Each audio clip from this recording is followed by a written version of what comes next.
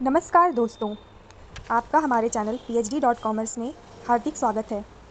आज के वीडियो में हम देखेंगे कुछ ऐसे क्वेश्चंस रिसर्च के जो कि पूछे जाते हैं आपसे, आप किसी पीएचडी इंटरव्यू में बैठे हों या आप असिस्टेंट प्रोफेसर की वैकेंसी के लिए इंटरव्यू में बैठे हों। आपसे ये कुछ क्वेश्चंस जो रिसर्च के बहुत ही बेसिक क्वेश्चंस हैं, ज़रूर पूछे जाते हैं। अक्सर हमारे साथ क्या होता है, इंटरव्यू के प्रेशर के कारण हम उस ईज़ी से ईज़ी क्वेश्चंस का भी जवाब नहीं दे पाते हैं। तो हमारे इस वीडियो का मेन मोटिव होगा कि हम हर एक क्वेश्चंस को कवर कर सकें। तो ये वीडियो की सीरीज़ हर 10-10 क्वेश्चंस की होंगी। आज के 10 क्वेश्चन हम शुरू करते हैं।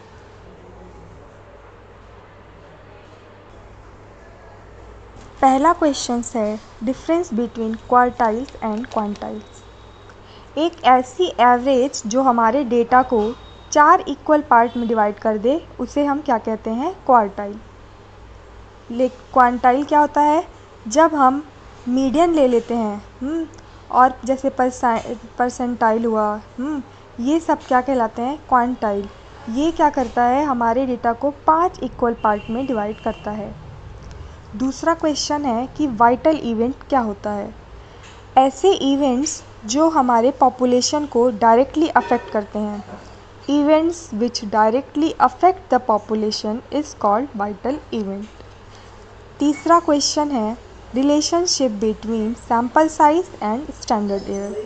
तो क्या होता है, हमारे सैम्पल साइज में और स्टैंडर्ड एरर में जो रिलेशन होता है वो इन्वर्स रिलेशन होता है।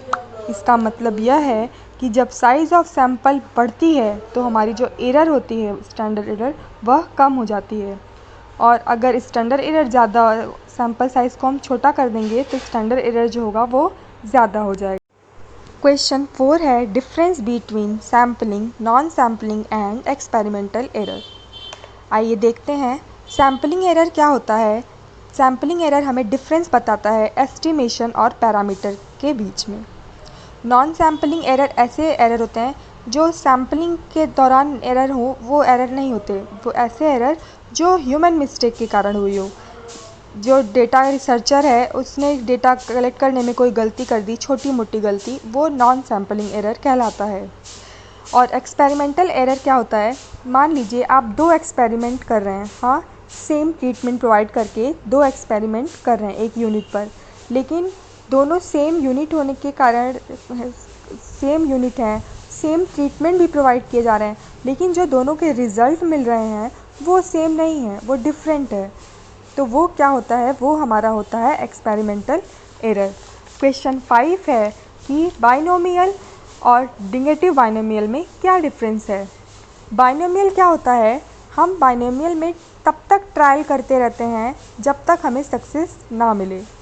नेगेटिव बाइनोमियल में क्या होता है? इसमें जो ट्रायल होता है उसका नंबर फिक्स्ड होता है कि आपको डाइस उछाल के 6 लाना है, तो आप 2 बार ट्रायल करो, आ गया तो आ गया, नहीं तो फिर ठीक है। तो मतलब सक्सेस ज़रूरी नहीं है, नेगेटिव में ट्रायल फिक्स्ड रहता है। क्वेश्चन 6 है कि what is error of estimation. तो difference between estimator and parameter is error of estimation. Question 7 है व्हाट इज़ आउटलायर्स। जब हम रिसर्च करते हैं तो हमें जो डेटा हम कलेक्ट करते हैं, कभी कभी क्या होता है, कुछ ऐसे डेटा कलेक्ट हो जाते हैं जिनकी हमें हमारी स्टडी को ज़रूरत नहीं होती, उसे हम आउटलायर्स कहते हैं। इसे हम एग्जांपल से समझते हैं।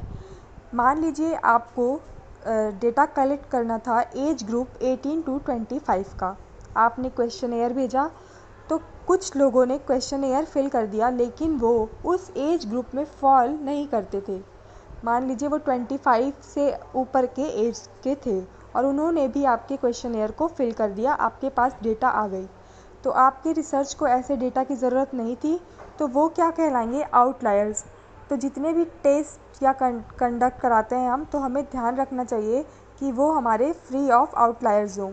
हाँ, ये अजम्पशन होता है, स्टैटिस्टिक्स में हम जो भी टेस्ट लगाते हैं उसमें अजम्पशन होता है कि डेटा फ्री ऑफ आउटलायर्स हो, मतलब जिनकी हमें ज़रूरत नहीं है, जिन डेटा की, उसे हम निकाल दें, साइड कर दें। हाँ, तो ऐसे स्टडी करते हैं हम, तो ऐसे डेटा जिनकी हमें ज़रूरत नहीं है, वो कलेक्ट हो गए हैं बाय मिस्टेक, वो क्या हो जाते हैं? आउटलायर्स हो जाते हैं।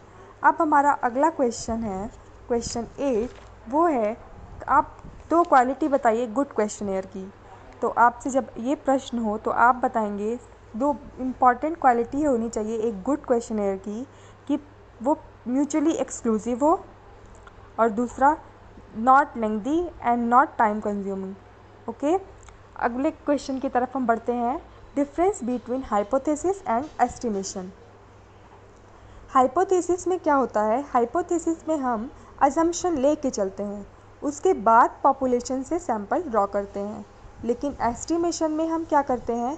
हम पहले अजम्पशन नहीं लेते, हम डायरेक्ट सैंपल ड्रॉ कर लेते हैं, फिर हम उसे एस्टिमेट करते हैं।